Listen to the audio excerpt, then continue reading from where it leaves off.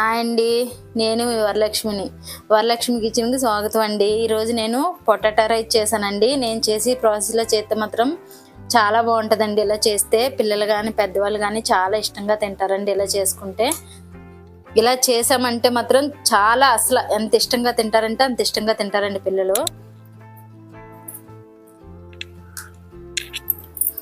Taste మాత్రం చాలా బాగుందండి. ఇలా చేయండి, పిల్లలు బాగా ఇష్టంగా తింటారు.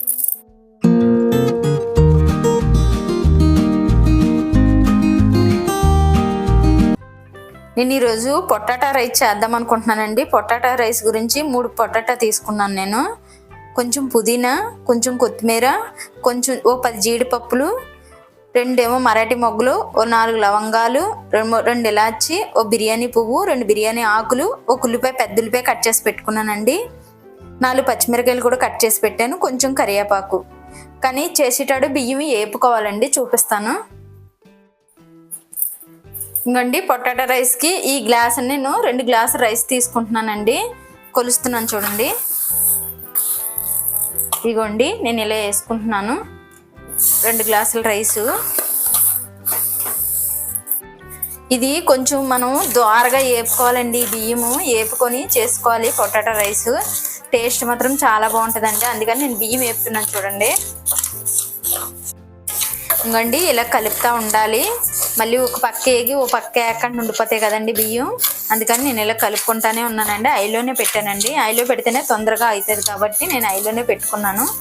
ఇలా కలుపుతా ఏగిపోతాయండి.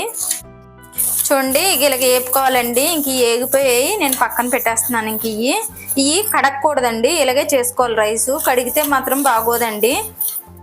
తీసేస్తున్నాను నేను. ఇంకోండి నేను ఆయిల్ వేసుకుంటున్నాను. 4 స్పూన్లు ఆయిల్ వేసానండి నేను. ఇంకోండి ఆయిల్ వేడెక్కింది. నేను మసాలా దినుసులు వేస్తున్నాను.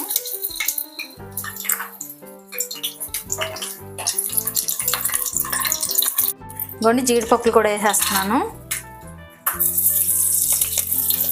ఉల్లిపాయలు ఇవి బాగా కలుపుకున్నామండి.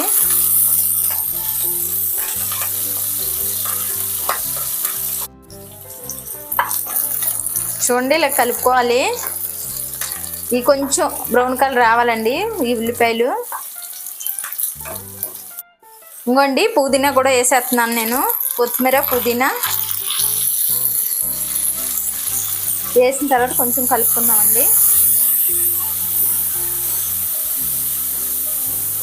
ఇంకోండి ఇలా కలుపుకుందాం. 1 నిమిషం పాటు ఇది మగ్గనిద్దాం.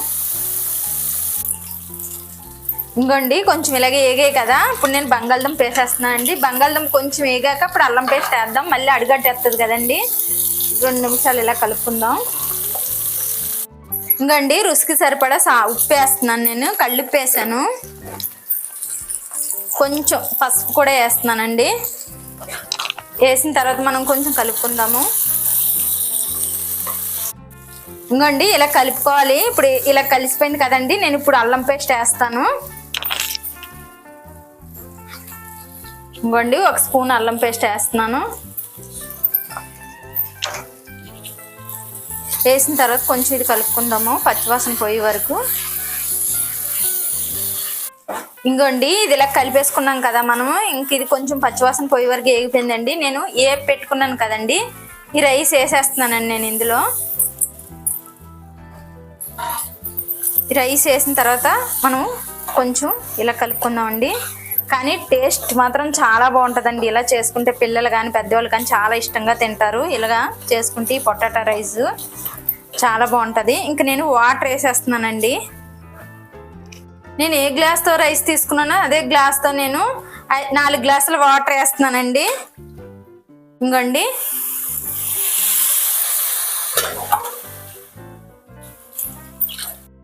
ఇంకోండి మనం వాటర్ వేసుకున్నాం కదా, ఇలా కలిపేసుకోవాలండి. కలిపేసి నేను మామూలుగా అయితే 3 విజిల్కి అయితే అయిపోద్దండి. కొంచెం రైస్ వేపాం కాబట్టి కొంచెం గట్టుకుంటుంది. నేను 4 విజిల్లు పెడుతున్నానండి. ఇది 4 విజిల్ పెడితే మాత్రం పర్ఫెక్ట్గా వస్తుందండి. చాలా బాగుంటుంది అలా చేసుకుంటే.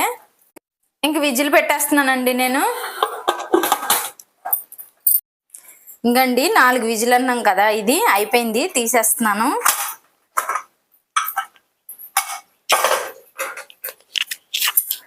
చూడండి ఎంత బాగా వచ్చిందో పొటాటో రైస్. టేస్ట్ మాత్రం చాలా బాగుంటుందండి. ఇలా చేసుకుంటే మాత్రం పిల్లలు కానీ పెద్దవాళ్ళు కానీ చాలా ఇష్టంగా తింటారు. మనకి ఈజీగా క్యారేజీలు చేసుకోవడానికి కూడా చాలా బాగుంటుందండి ఇలా చేసుకుంటే. చూడండి నేను ఎలా చేశాను, చాలా బాగుంటుంది టేస్ట్ మాత్రం ఇలా చేసుకుంటే ఈ పొటాటో రైస్.